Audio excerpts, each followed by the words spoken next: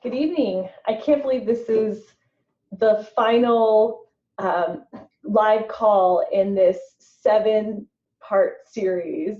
It's coming to an end. Tonight's the 7th student archetype call with heroes.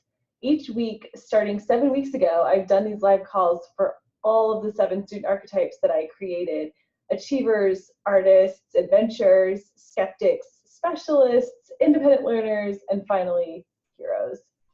If you still don't know your student archetype, go to my website, alexellison.com/quiz, to find out, and be sure to get the companion book, Go Your Own Way, which goes in depth with each of these archetypes, using real life case studies to give you an anecdote about the unique paths taken by students with each of these types. So I hope you enjoy that. I think you'll have a lot of fun with it. So are you someone who, or do you know someone who often speaks of duty or loyalty or obligation or calling? Does service above self ring true for you? You might be a hero. When I was creating the 7 student archetypes, there was a distinct group of students that I kept thinking about. These were the students who were different than the others. They were often focused and intense, like those achievers, and they had that kind of narrow emphasis, like specialists sometimes. Sometimes they craved adventure, like the adventurers, but they were unique. They were different than the others. Heroes are those who are drawn towards service and maybe a bit of risk and urgency. They often enjoy following some conventions or rules, and they appreciate being needed. They like a sense of structure, and they want to know that they're making a difference. The heroes I've worked with gravitate towards the military, law enforcement, and medicine even. They want a career that is demanding and useful and service-oriented. Heroes can't be argued with. They can sometimes be stubborn about their goals, but they, just like everyone else, can benefit from wider exposure beyond just that which they assume is their destined path. So if you know a hero, you can help heroes find their programs of study, programs of interest on campuses that offer other opportunities as well.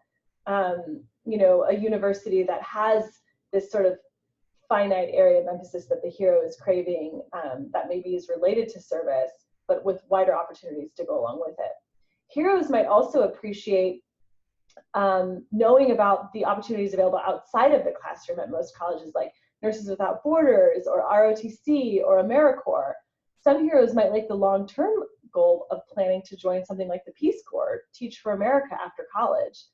For heroes who are thinking the military is their calling, military prep schools such as Northwestern Preparatory School in San Bernardino, for example, could prep them to apply for one of the U.S. service academies.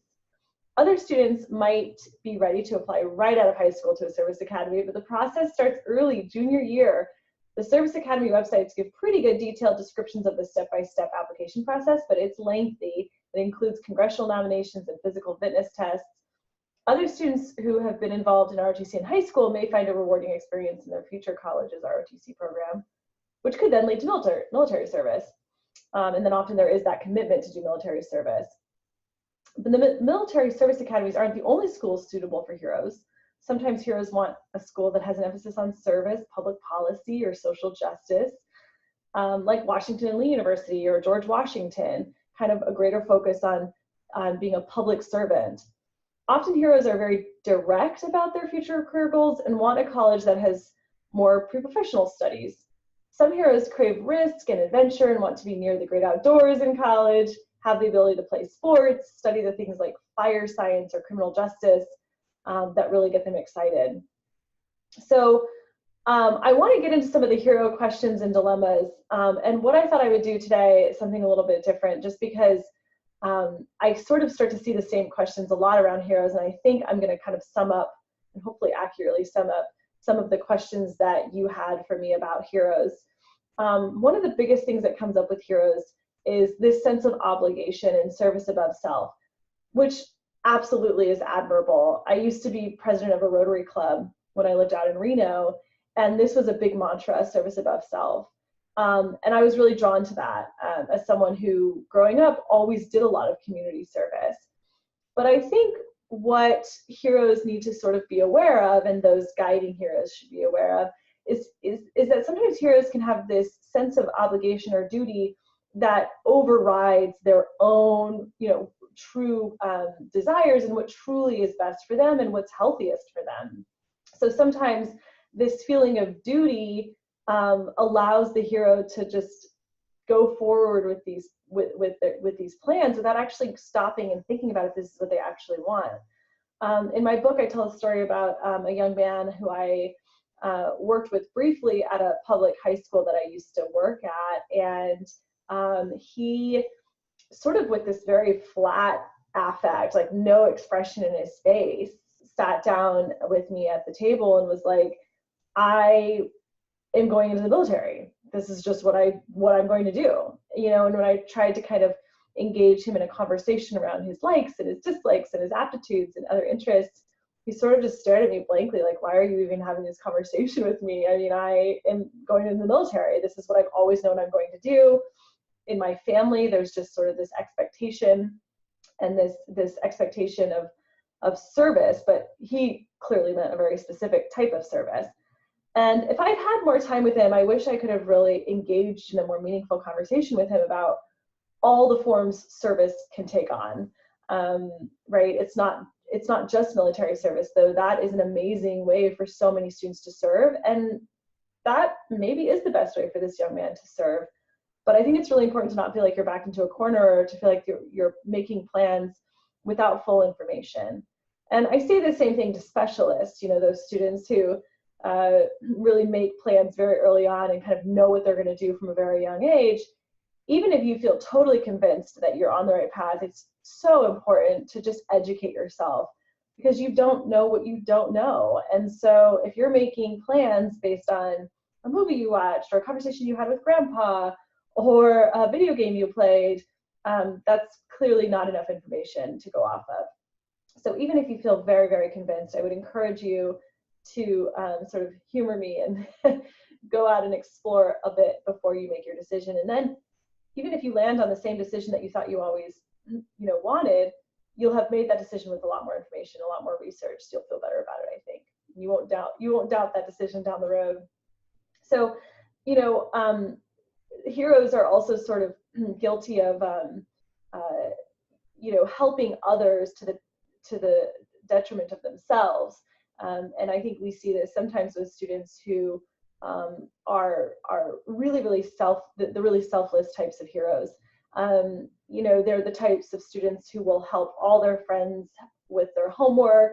They'll always, maybe give their lunch money to the friends who don't have any money.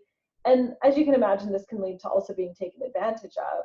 So this is a question that comes up a lot, is sort of like how to protect yourself as someone who's very giving and always wanting to give of yourself. I think keeping some distance is sometimes a good thing for heroes. And this might be easier for the introverted heroes than the extroverted heroes. But I think it's really important to engage in an activity like journaling, for example, something that's, I guess you could say, selfish. You're doing it for yourself. But it's really going to help you articulate your thoughts and process your thoughts on paper. Or if you're more of a typing type, you can do it that way too. But to really then go back and read what you're experiencing every day is a really good activity for someone who is naturally very selfless, to really focus inwardly and be a bit more introspective.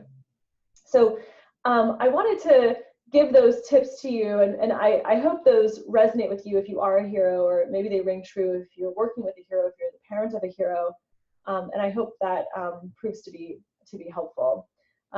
If you take the quiz, the student archetype quiz, and you get hero, you will get a full multi-page report on kind of how to design a perfect path to college after high school if you are the hero type. And so I'll provide tips for success, things that are easy for you, things that are difficult for you, a few college recommendations, and a few inspirational quotes to keep you moving.